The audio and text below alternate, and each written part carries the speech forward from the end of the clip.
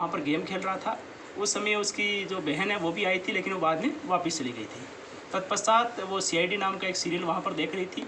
उसमें किसी की एक हत्या का एक सीरियल उसमें चल रहा था। साथ ही पास में एक चार्जर की केबल भी वहाँ पर पड़ी हुई थी। जो अंजलि आरोपी ने यह भी बताया कि पहले उसने खुद ने सुसाइड का अटेम्प्ट किया। मैं यहाँ पर आपको ये भी बताना चाहूँगा कि हमने उसकी पूरी मेडिकल हिस्ट्री है अलग अलग हॉस्पिटल से वो भी कलेक्ट करी है, जिसमें उसमें सुसाइडल टेंडेंसीज दिखाई गई है और पहले भी अटेम्प्ट कर चुकी है, जिसका मेडिकल रिकॉर्ड और हमारे पास में दस्तावेजी साक्ष्य भी उपलब्ध है। उसके बाद में उसने बच्चे में पहले एक बार केवल से गला घोटने का अटेम्प्ट किया, लेकिन उसके बाद में रुक गई। फिर उसके बाद में उसको ये लगा कि बच्चा हो सकता है घर जाकर के शिकायत कर दे कि उसके साथ में उसने ऐसे किया है।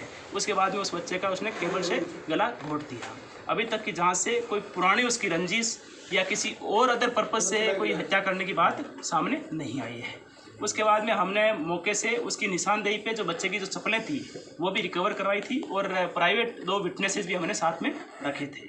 साथ ही बच्चे को जहाँ मार के रखा गया था जो बेड के नीचे, वहाँ से भी हमने एक वुडन पीस है वो हमने FSL में भेजा है। FSL की जो सीरोलॉजी की रिपोर्ट प्राप्त हुई है उसके अनुसार जो वहाँ पर निशान मिले हैं वो ब्लड के स्टेन्स हैं और ह्यूमन ओरिजिन का ब्लड है। साथ ही हमने जो बैग जिसमें उस लड़के को डाल के रखा गया था और बाद में अंजलि ने छत पे लेके गई थी, वो बैग भी रिकवर किया है। उसमें भी जो सीरोलॉजी की रिपोर्ट है उसके अनुसार ट्रेस से जो ब्लड मिले हैं। साथ ही हमने एक चादर भी बरामद की है और जो केबल है वो भी हमने इस मामले में बरामद की है। जो 3 आरोपी हैं अंजलि और इसके अलावा जो 2 और आरोपी है धनवंती और स्वर्णदेव, तीनों को हम अरेस्ट कर चुके हैं। अंजलि का हमने कुल मिलाकर के 5 दिन का पुलिस रिमांड हासिल किया था और धनवंती और स्वर्णदेव का 1-1 दिन का पुलिस रिमांड हासिल किया था। तीनों को बाद में माननीय न्यायालय में पेश किया गया है और तीनों को ही जुडिशियल कस्टडी में भेज दिया गया है, जिसमें इसका काफ़ी अलग अलग हॉस्पिटल से इलाज चला हुआ था। इसके बाद में हमने उन हॉस्पिटल से भी उसको रिकन्फर्म वापस किया है, वहाँ से भी हमने उन डिटेल में रिपोर्ट ली है। साथ ही हमने कल्पना चावला हॉस्पिटल में मेडिकल बोर्ड भी गठित करवाया था।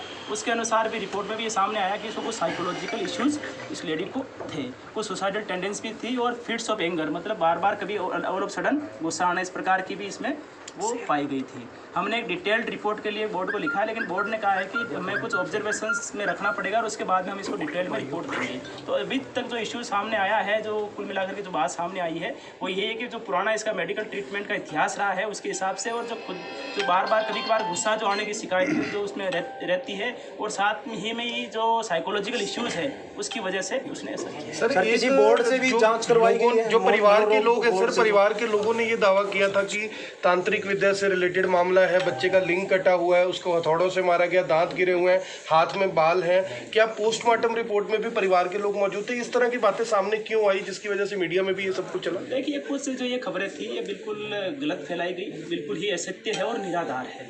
जो पोस्टमार्टम है वो मेडिकल बोर्ड ने किया है और साथ ही वीडियोग्राफी भी कराई गई है, जिसकी CD आज भी हमारे पास में पुलिस टीम के पास में उपलब्ध है। यदि घर वालों को कोई शंका हो तो वो भी उसको शंका का निवारण कर सकते हैं। बाकी जो इंजरीज का जो जिक्र किया गया प्राइवेट पार्ट्स पे या हथौड़ा मार करके चोट पहुंचाने का, यह बिल्कुल बेबुनियाद है, बिल्कुल गलत है। ऐसा कोई CBI की जांच परिवार कर रहा है? शरीर पे कोई चोट नहीं थी? ऐसी कोई भी चोट नहीं है। थोड़ी सिर के आसपास में थोड़ी सी स्वेलिंग है, वो भी एक्सटर्नल इंजरी, उस पर भी एक्सटर्नल इंजरी नहीं है। और साथ ही केवल एक जो लिगेचर मार्क होता है, जो गला घोटा गया, उसके जो मार्क्स हैं वो है। और जो केबल हमने रिकवर करी है, डॉक्टर से हमने ओपिनियन भी ली है। डॉक्टर ने भी अपनी ओपिनियन ये दी है कि जो केबल आपने पुलिस ने जो रिकवर करके डॉक्टर को दिखाई है, उससे उस इंजरी के आने की पूरी संभावना है। डेथ जो है सर 24 घंटे बाद हुई है। ब्लड था जो बच्चे का, जो ब्लड जैसे कान से निकला है, आँख से निकला है, नाक से निकला है, सर इस बारे में लोग जानना चाहते हैं कि जब बच्चे का गला घोट दिया तो फिर ये ब्लड क्यों निकला? सर देखिए, ये आप अगर किसी भी मेडिकल जो भी विशेषज्ञ है, आप इससे ये चीजें पूछोगे तो बिल्कुल वो क्लियर कर देंगे। स्ट्रेंगुलेशन में इस प्रकार के लक्षण होते हैं। रिपोर्ट्स आनी पेंडिंग थी, वो रिपोर्ट्स आ चुकी हैं सर जो कल आनी पेंडिंग? देखिए, सीरोलॉजी और कुछ और रिपोर्ट हमारे पास में आ गई है, टॉक्सिकोलॉजी की भी रिपोर्ट आ गई है, DNA एग्जामिनेशन की जो रिपोर्ट है वो लगभग हमें उम्मीद है कि साइकोलॉजिकल बोर्ड ने क्या कहा है? वो साइको है, उसे इलाज की जरूरत है। देखिए, उनको हमने पुराना ट्रीटमेंट रिपोर्ट दिखाया था, लेकिन उन्होंने कहा जी इस डिटेल्ड रिपोर्ट देने के लिए हमें कुछ दिन के लिए ऑब्जर्वेशंस पे रखना होता है, उसके बाद में हम अपनी रिपोर्ट देंगे। लेकिन हम पूरी बात जवाब देना, लेकिन हम ये चाहते हैं कि इसमें एक डिटेल्ड हम रिपोर्ट जरूर प्राप्त करेंगे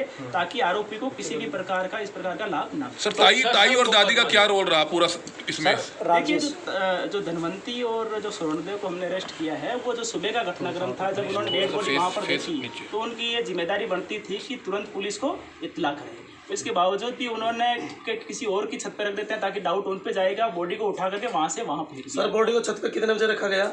बॉडी का जो छत पे रखने का जो टाइम है वो लगभग जो एग्जैक्ट अभी 3:30 के लगभग बाद में रखा गया है। क्या पुलिस थी सर वहाँ? देखिए, मैंने जो आज से आपको बताया, पुलिस और ग्रामवासियों के सहयोग से सर्च अभियान चल रहा था। उस समय गांव के लगभग बाहर की फिरनी के आसपास में सर्च अभियान चल रहा था। इन्फॉर्मेशन जैसा कि मैंने आपको बताया, हमारे पास में 3 बजे के आसपास इन्फॉर्मेशन प्राप्त हुई थी। तभी मैंने एसएचओ को कॉल भी किया था और एसएचओ को संज्ञान में पहले से ही मामला था। वहाँ पर टीम मौके पर गई थी, वो तुरंत बाबा पर आशंका जाहिर की और तुरंत टीम बाबा को लेने के लिए निकल गई थी। उसके बाद में घर वालों से कांटेक्ट किया गया कि आप साथ में थाने में भी आ जाओ ताकि आप रिपोर्ट भी दर्ज कर सकें, फॉर्मल औपचारिक रूप से मुकदमा भी दर्ज हो सके। तो जैसे ही हमारे पास में रिटर्न में कंप्लेंट आई, उसी समय मुकदमा दर्ज। हमने लवली, जो कि अंजलि का पति है, अंजलि और राजेश, तीनों के फ़ोन है वो फॉरेंसिक लैब में भेजे हैं ताकि इनके यदि छोटा मोटा घर वालों को डाउट भी हो कि उनको डाटा डिलीट कर दिया तो वो भी हम रिकवर करवा सकते हैं। अंजलि सर कुछ चैटिंग भी हुई थी, अंजलि को डाउट था कि मेरा नाम आ सकता है बीच में, वो चैटिंग भी बताई जा रही है। दोनों से हमने अलग अलग पूछताछ भी करी थी इस मामले में। तो उसने, जो अंजलि है, उसने लवली को पोस्टमार्टम के दौरान ये पूछा था कि क्या पोस्टमार्टम हो गया है, तो उसने कहा कि अभी चल रहा है। तो अंजलि ने पूछा कि हो सकता है उस पर मेरे फिंगरप्रिंट आए। तो उस टाइम लवली ने इस बात पे उतना गौर नहीं किया था, लेकिन जो चैटिंग है वो डिलीट हो रखी है जो पूछताछ के दौरान सामने आया है। तो दोनों तरफ से डिलीट है सर? दोनों तरफ से डिलीट है। तो हमने दोनों के ही फ़ोन जो है वो साइबर फॉरेंसिक लॉग में डाटा, जो डिलीटेड डाटा है, उसको रिकवर करने के लिए। सर पुलिस पहले दिन से चाह रही थी कि असली कसूरवार जो है वो पकड़ा जाना चाहिए, लेकिन क्यों आखिरकार माहौल बिगड़ा? क्यों आखिरकार पुलिस पर ही आरोप लगते रहे कि पुलिस से संतुष्ट नहीं है? ऐसा क्यों हुआ? देखिए, ऐसा है, 4 साल के बच्चे की मृत्यु होना बड़े एक दुखदायी घटना थी, दुर्भाग्यपूर्ण घटना थी। जिला पुलिस भी चाहती थी कि इस मामले में जल्दी से जल्दी असली जो आरोपी जो इसमें इन्वॉल्व रहे हैं उन तक पहुंचा जाए। लेकिन क्योंकि साथ में हमारा काम ये भी इंश्योर करना था कि जांच है वो साक्ष्य का आधारित और विश्वसनीय हो। तो हम कुछ रिपोर्ट्स का भी वेट कर रहे थे एफएसएल से, हमें बड़ी मदद मिली। एक्चुअल में एफएसएल से हमें कुछ रिपोर्ट्स बड़ी टाइमली भी मिली, जिससे भी हमें इन्वेस्टिगेशन को आगे बढ़ाने में बड़ी मदद मिली। साथ ही हमने जो पोस्टमार्टम जो एक रिपोर्ट है उसकी भी जो विशेषज्ञ है उनसे भी पोस्टमार्टम रिपोर्ट के बारे में डिटेल से हमने उनसे भी मदद ली। और पहले जिन पे डाउट किया गया उनका रोल केवल सुबह के घटनाक्रम में मिला, जो दिन का जो घटनाक्रम था उसमें उनकी पुष्टि नहीं हो पा रही थी। इसके बाद में हमने अंजलि से पूछताछ की और फिर हम एक्चुअली में वास्तविक आरोपी तक। करनाल के लोगों को, हरियाणा के लोगों को जिनकी नजर थी इस पूरे मामले में, आश्वस्त करना चाहेंगे कि जो जांच हुई है ठीक है, सभी सही आरोपी फिलहाल यानी कि जेल में है? देखिए, डेफिनेटली जो भी कोई बात हम कह रहे हैं तो बड़ी जिम्मेदारी के साथ में और सबूतों के आधार पे कह रहे हैं। और जैसे ही डीएनए एग्जामिनेशन रिपोर्ट आएगी तो और हमारी जो बात है वो और पुख्ता हो जाएगी। जितने भी अभी तक पुलिस ने जांच करी है, हमने ये सुनिश्चित करने का प्रयास किया है कि हम एक मामले में प्रभावी और निष्पक्ष जांच करके एक अच्छा केस माननीय न्यायालय के समक्ष पेश करें और इस मामले का प्रभावी अभियोजन, इफेक्टिव प्रोसिक्यूशन भी सुनिश्चित हो ताकि मामला अल्टीमेटली कन्विक्शन तक पहुंचे। डीएनए के लिए सर क्या क्या चीज भेजी गई? डीएनए के लिए सर अगर मेडिकल बोर्ड ये कह देता है ये साइको है तो फिर उसके बचने के चांसेस हो जाएंगे। देखिए, मैंने जैसे कहा कि क्योंकि इस मामले में अभी काफ़ी सारे जो पहलू है, जो हर कोई पहलू में आपको मीडिया के समक्ष अभी नहीं रख सकता है, लेकिन हम मेडिकल बोर्ड के समक्ष जो बोर्ड कॉन्स्टिट्यूट करवाया है हमने, उनके समक्ष डिटेल में सारी चीज़ें हम रखेंगे और उसके बाद में एक असेसमेंट रिपोर्ट प्राप्त होगी। और मुझे उम्मीद है कि इस मामले को हम जहां अंजाम तक, जो सभी लोग चाहते हैं कि ये मामला एक अंजाम तक पहुंचे और इसमें जिस का भी जितना भी